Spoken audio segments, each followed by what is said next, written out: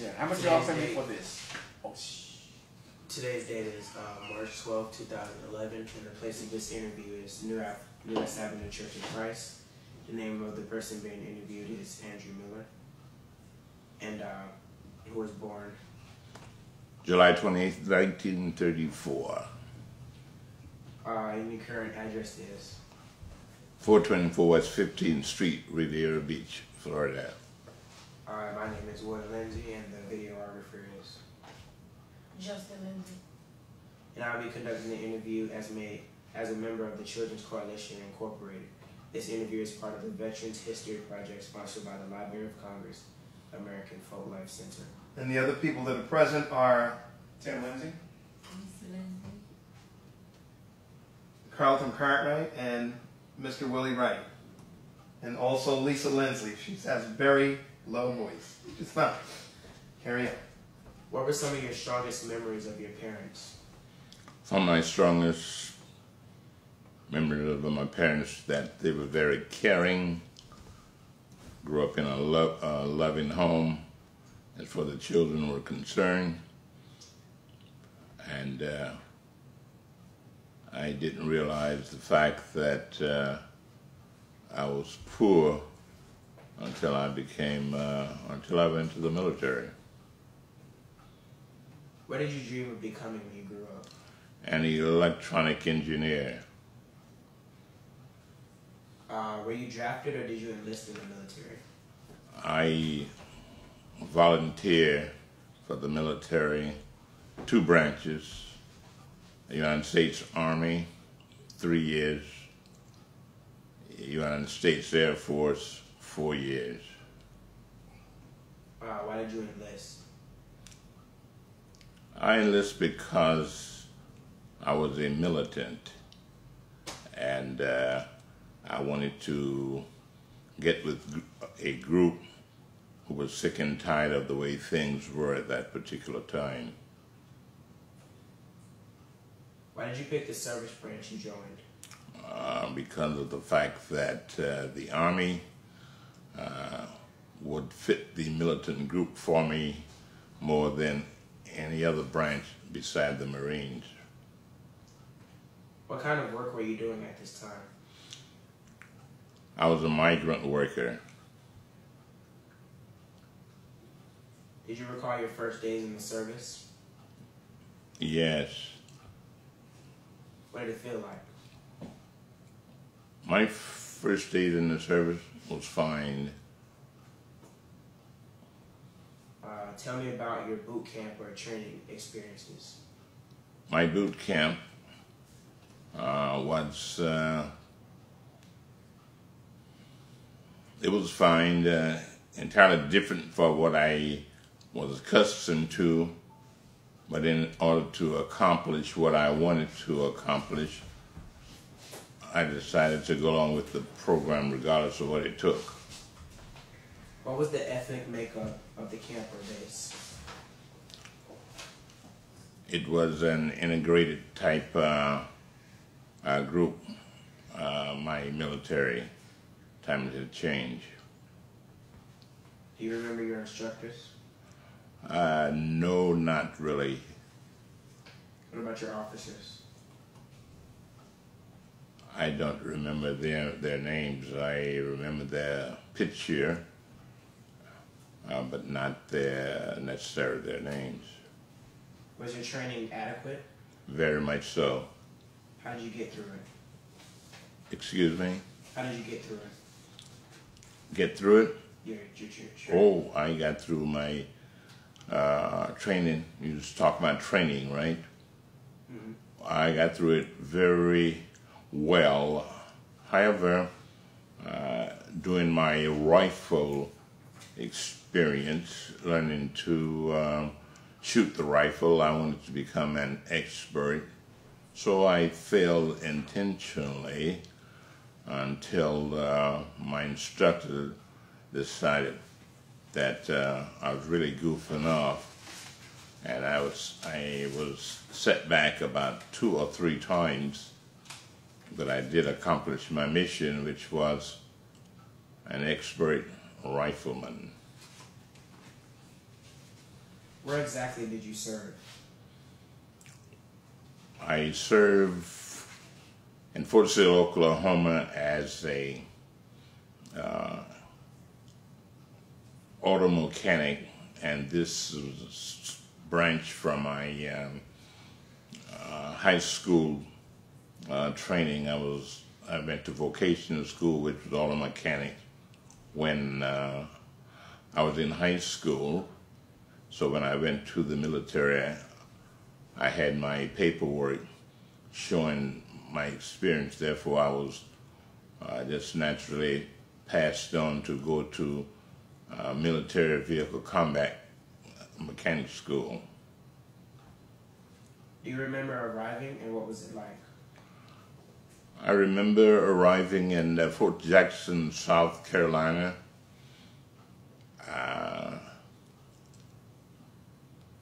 Heavy, with my little AWOL bag, what have you, clothing and things, but it was not strenuous. It was highly acceptable to me. What was your job assignment? Excuse me? What was your job assignment? My job assignment wasn't until after I finished tech school. And that was the auto mechanics, and that's in the military. And remember that I had two branches, Air Force and Army, and they were two distinct operations. Were certain ethnic groups assigned certain jobs? No. Did you see combat? No, I didn't. Were there many casualties in your unit? Because I did not go into combat, there were no casualties. Tell me about a couple of your most memorable experiences. Some of my most memorable experience was when I went to Fort Sill Leadership School, one in which I wanted to go to. However, I was denied first by my platoon sergeant, my barracks sergeant, and my first sergeant. But I was determined to go to Fort Sill Leadership School because it gave me an opportunity to drill, to use my voice. I enjoyed anyone using marching troops, and that's really what I wanted to do long about then. And I decided that I could go to Fort Sill Leadership School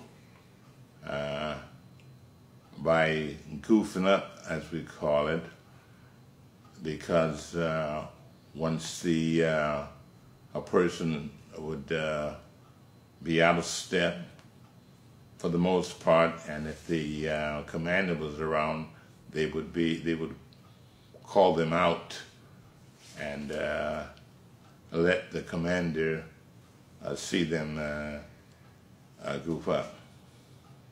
Were you a prisoner of war? Because I didn't go to combat, I was not a prisoner of war. Tell me about your experiences in captivity. Again, because I was not in combat, I didn't have this experience. Were you awarded any medals or citations? No, only that my national defense, which everyone gets, my rifle marks, my marksmanship, and my longevity. How did you stay in touch with your family? By writing letters and telephone. What was the food like? Food was fine. Did you have any supplies and equipment? Enough supplies and equipment? Totally. Did you feel pressure or stress? None. Was there something special you did for good luck? None. How did troops entertain themselves? I wasn't too much of an however, we had the enlisted club.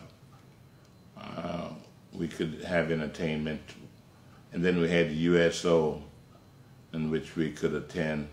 That was source of entertainment. Were there outside entertainers? Yes, the USO was an outside, I should say, outside military associate type entertainment, plus the regular civilian type entertainment. Did you travel a lot? Not too much. In the beginning, I did not do a lot of traveling, but later on I did. What base were you at initially? Initially, Fort Jackson, South Carolina, 7 days. Then I went to Fort Sill, Oklahoma, where I went to tech school. And after a period of time, I also went to Texas, where I went to what is called Plan 55, which was automatic switching teletype and relay. Then I returned back to Fort Sill. What year did you go into the Army? I went into the Army September 21st, 1953. And you said that was, and you stayed in there for 3 years? 3 years. Right, so I guess in 56, you went into the Air Force, 57? 57. I got out of the Army September the 20th, 56, stayed at 11 months, and then August 1st, 1957, I went into the Air Force. What base were you stationed at after you said you went to the Army in Jackson, Mississippi, correct? No. Went at Fort Sill to Right. Texas. Sorry. And from Texas back to Fort Sill. Oh, okay. That's the Army. That's where you were stationed for 3 years in Texas? Fort Sill, Oklahoma. Okay. And where did you go to basic training for the Air Force? I did not have to go to basic training in the Air Force. I went directly from civilian life to tech school. I had that assignment before I enlisted by my recruiting officer. Okay. So I went into electronics, which was ground radio schooling. and how long was that tech school? 16 weeks. Was that where was that? Wichita Falls, Texas. Uh-huh. Everything was in Texas, huh? Yeah, and then where were you stationed? Where was your duty base? On March 28th, 1950, on March 28th, 1958, I went to Wheelers Air Force Base, which is in Tripoli, Libya, North Africa. Okay, and tell us about that, please. Oh, that was a fine experience for me in Wheelers Air Force Base. I learned to work on radios equipment very well, and one of my holdbacks was I didn't have adequate, let me call it scientific training. That's math and physics. However, I had to employ memory. I was able to complete any of my formulas by substituting numbers that I already knew, and I was able to pass any test or figure out any of my problems in that way. So for the tour, what was it like being in Africa? What you said you were in Tripoli? Tripoli, Libya, North Africa. Libya, okay. And what was that like? The Oh. people on the, did you go? Did you interact?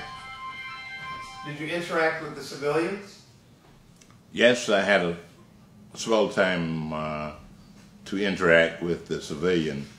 One of the things in which I was able to appreciate, every so often they would have uprising in that particular area, and the indigenous personnel or the local personnel there, they would very hostile with the American troops.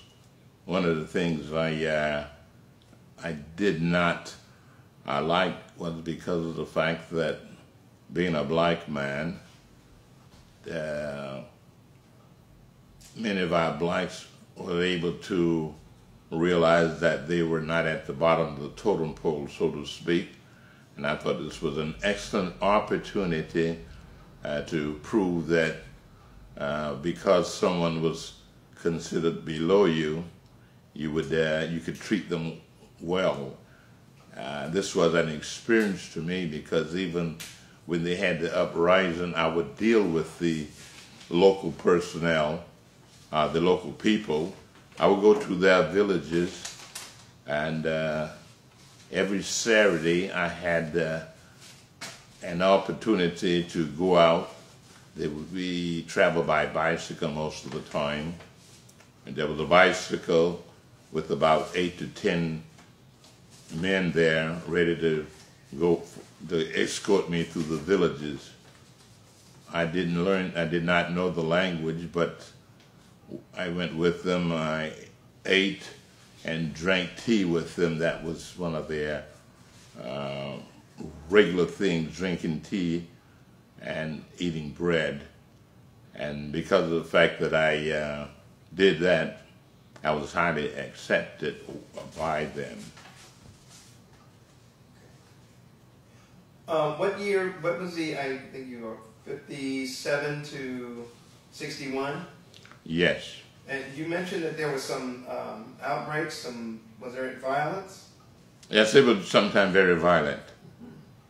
They would, some of the people would overturn your cars if you had a small car, or they would throw rocks and things to break your windshield. And this was outside the base. When something came up, many times the troops would have to stay home. Stay on the camp, the military base. And what was that a result of? Was that just general resentment, or? Sometimes it's mostly general resentment, but it wasn't on a continuous basis. Many times it was some type of event, and I don't know what the events are right now. I can't recall. They would react to those events. Okay. William? And I did get a chance to travel when I was in Libya. My first, I was over there 18 months. My first 8 months, I used to lend money, and I suppose they call it loan sharking, I guess. Then I discovered that I could only lend portion of the money and do the traveling, and they would call it the R&R for us. And what we would do, when you went on an R&R trip, they call it going to the continent, you would go to the bottom of the list. After my third time, my first sergeant told me that I was automatically at the bottom of the list, but be prepared. Because of the fact that I did have adequate cash to go, from that point on, I went nearly every month for about, really, I traveled about 10 months. Going, this is from France, Germany, and even in when I went to Germany a couple of times, and I met up with some of my old company in the field. I found out that they were there because my organization did go to Germany. Okay. Were those the only two countries? Well, you went to Libya. Were those the only three countries you got to go to? Germany, France. I went to Egypt, and there was some kind of outbreak, and after we deplaned, we had to come back on. I went to Denmark and Italy, Aviano, Italy, and there were. I went to Rome, and also I went to Greece, Athens, Greece, on visitation. Okay. William? What did you do when you were on leave? When I was overseas, what did I do? Yes, sir. Well, I didn't take a leave as such. I would go for approximately a week, and I would just go visiting the various places that I would go sightseeing. Do you recall any particularly humorous or unusual events? Not really. What were some of the pranks that you or others would pull? Oh, one of the pranks that some of the folk went were called short sheeting. This would they would remake your bed, and when you got a chance to get into your bed, your sheet would be folded in such a way until it was only halfway, so you went into the crease instead of the going through it there. This was called short sheeting. Do you have any photographs? I know I don't. Somehow they got misplaced. What did you think of the officers or fellow soldiers? Fellow soldiers, I got along very well. Officers, very few I had dealing with. However, there was Cappy James. I remember him well, and I was able to associate with him a couple of times. We got along real good. Did you keep a personal diary? No, I didn't. What was Cappy James like? He was a general, wasn't he? Not at that time. Not at that time. No. Do you recall? But what was it like being with him? What rank was he at that time? I think he was a captain. Mm-hmm. And I really didn't know who he was until after I'd been with him around him for a while. Mm-hmm. There was another officer whom used to be in the outfit with me. I've forgotten his name, but he was a sergeant, and I saw him in Ebony once, and he had become a bird colonel, and I recognized him. It was nice to see. I bet. Go ahead, William. Do you recall the day your service ended? Yes, I did. Where were you? I was in Beale Air Force Base, California. Prior to that, I was, let me retract that, let me drop back to the Army. My last day in the Army, days in the Army was when I had gone to school, Plan 55, automatic switching, teletype and relay. They were going to send me to Georgia, and I did not want to go to Georgia. So I told them I couldn't go, so I was ordered to have my bag and baggage packed ready to leave at 5 o'clock in the afternoon.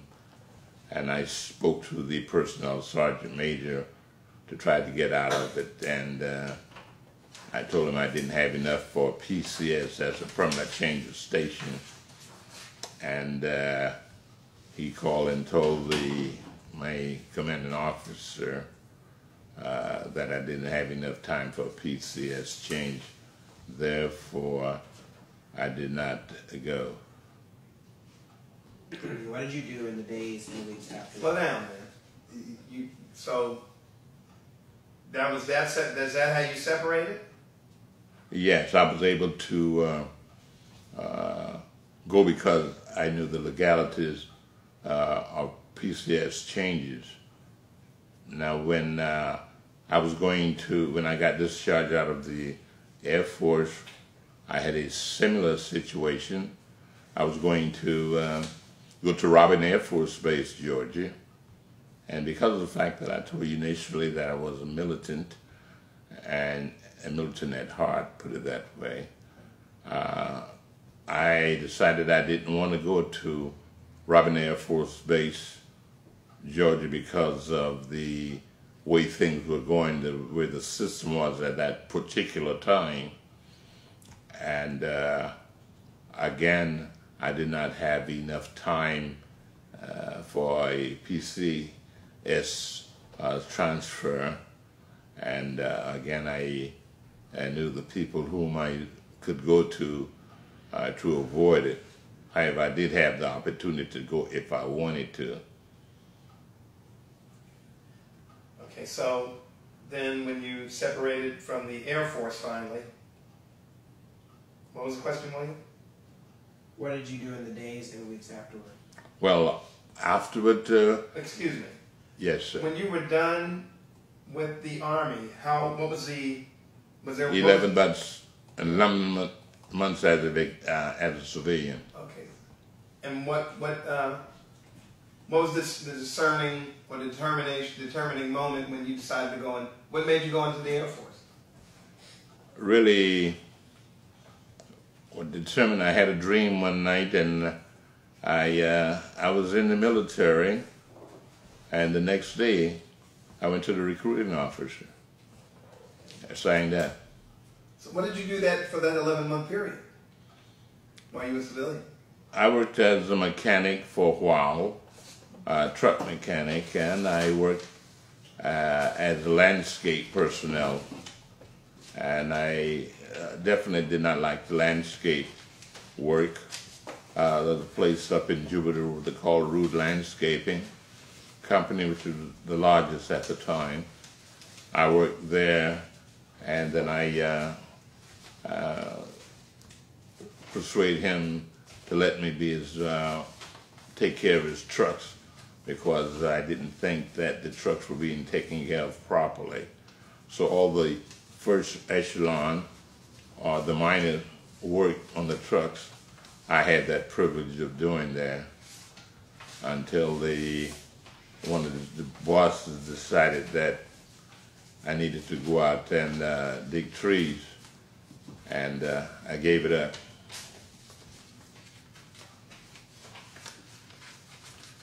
You gave it what? I gave it up after they decided that, in other words, my job was too easy taking care of the trucks. Okay. All right, so after the Air Force? After the Air Force, I decided I would take me a long vacation, but prior to the vacation, I found myself a place in Oakland, California, and after finding me a place, I set up housekeeping.